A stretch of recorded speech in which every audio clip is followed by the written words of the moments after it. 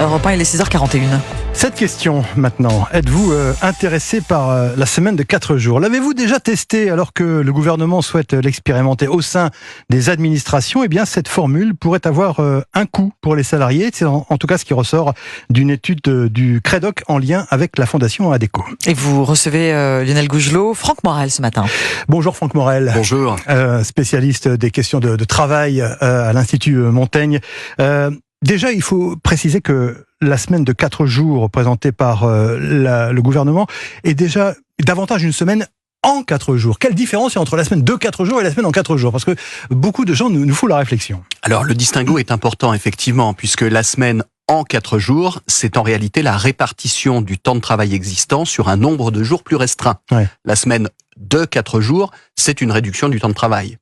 Alors, le débat est important parce qu'effectivement, est-ce que on va se situer dans une perspective de rejouer le match des 35 heures, on peut le dire comme ça, ouais. Ou est-ce qu'en réalité, on est face à un mode d'organisation du travail? Mais les expérimentations qui ont lieu ici ou là dans les entreprises privées ou même dans certaines administrations, ça reste quand même 35 heures sur 4 jours, donc un rallongement des journées du travail, des journées de travail. Du reste, c'est effectivement un des enseignements de l'étude que vous mentionniez, c'est que à partir du moment où vous allez répartir le travail sur un nombre plus restreint de jours, vous allez mécaniquement forcément augmenter la durée de la journée de travail.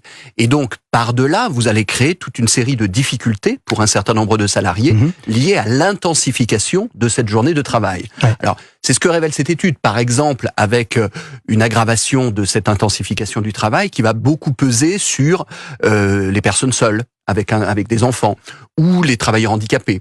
Et donc, paradoxalement, je ne sais pas si c'est paradoxal, mais en tout cas, un des constats de cette situation, c'est que on va aggraver les inégalités. Mais si vous le permettez, moi, je voudrais mettre ce sujet en perspective de manière beaucoup plus large. C'est-à-dire que derrière le débat sur la semaine de 4 jours ou en 4 jours, et les promoteurs notamment de la semaine de 4 jours qui mettent en avant une nouvelle réduction du temps de travail, je pense qu'il y a un modèle de société derrière et il y a des vraies questions de fond qui méritent d'être posées. On a un constat très factuel qui peut être mis en les termes suivants, énoncé en les termes suivants. D'un côté, nous avons les salariés français à temps plein qui sont ceux dont la durée annuelle du travail est parmi les plus faibles. Ouais. Nous sommes dans le peloton de queue en Europe en la matière. D'un autre côté, une étude récente d'Eurostat vient de paraître et montre que les gros travailleurs, c'est-à-dire les personnes qui travaillent plus de 49 heures, sont au contraire en France, représentent une proportion parmi les plus importantes en France. On a 10% de gros travailleurs et beaucoup parmi ceux-ci des travailleurs indépendants.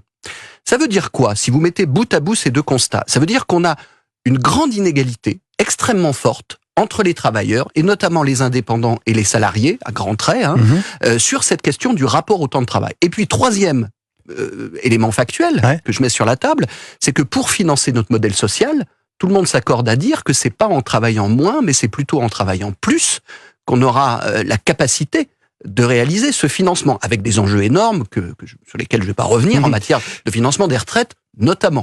Mais alors, revenons, Franck Morel, sur le vécu des salariés qui expérimentent donc cette semaine de 4 jours. Il y a quand même une certaine déception, finalement, à l'usage de cette expérimentation. Et oui, parce qu'en réalité, nous sommes face à un mécanisme, un mode d'organisation du temps de travail. Et tout mode d'organisation du temps de travail a forcément son revers. Vous allez organiser les choses différemment, donc vous allez demander plus à certains moments. Et ça va avoir un impact qui va être différent en fonction de la situation individuelle des gens. C'est pour ça qu'il faut évidemment beaucoup se méfier de toute généralité sur le fait que tel ou tel mode de temps de travail serait la panacée universelle et aurait vocation à essaimer dans toutes les entreprises de France et de Navarre. Ouais. Bien évidemment, non. Ça peut être un modèle intéressant dans certains cas, très spécifiques, dans certains modes d'organisation, mais il faut surtout pas occulter effectivement cette question du rallongement des journées de travail, de l'intensification et de ce que cela peut produire, et de ce que ça peut produire du coup en déception. Cette question de la semaine de ou en 4 jours, elle est venue assez opportunément avec le débat aussi autour du télétravail et autour du fait que le télétravail, dans un certain nombre de cas, était réservé à des happy few entre guillemets, plutôt à des cols blancs, et donc avec là aussi des questions sur l'inégalité. Et la semaine de 4 jours est venue un peu comme un palliatif, c'est si vous me permettez l'expression, à ceux qui ne pouvaient pas bénéficier du télétravail et qui, du coup, allaient pouvoir avoir des journées libérées par cette répartition sur 4 jours. Alors, on parle depuis le début de notre entretien, Franck Morel, du ressenti des salariés. Qu'en est-il des chefs d'entreprise? Est-ce qu'ils peuvent s'y retrouver ou alors est-ce que eux aussi, ils constatent finalement des problèmes, tout simplement, dans l'application? Là aussi, évidemment, la situation va être extrêmement variable d'une entreprise à l'autre. Vous avez des entreprises dont l'activité va permettre ce type d'organisation et d'autres, au contraire, qui vont être extrêmement perturbées par le fait qu'elles ne pourront pas mobiliser leurs ressources humaines au moment où elles ont besoin de les mobiliser. D'où la nécessité de négocier entreprise par entreprise, d'où la branche par négociation. branche. Exactement. Alors, entreprise par entreprise, de faire du cas par cas, effectivement, et de voir si ce type d'organisation peut parfois répondre aux besoins des uns et des autres, ou au contraire, ne pas être du tout adapté. Je vais prendre un autre exemple, si rapidement. Vous voulez. Rapidement. On parle beaucoup du CETU en ce moment, du compte épargne-temps universel. Là aussi, on est un peu à contre-courant.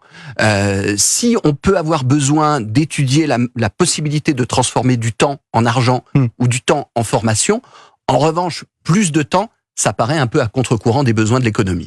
Merci Franck Morel pour ces éclaircissements, expert sur les questions de travail, d'emploi et de dialogue social à l'Institut Montaigne. Merci d'avoir été en direct ce matin sur Europe 1.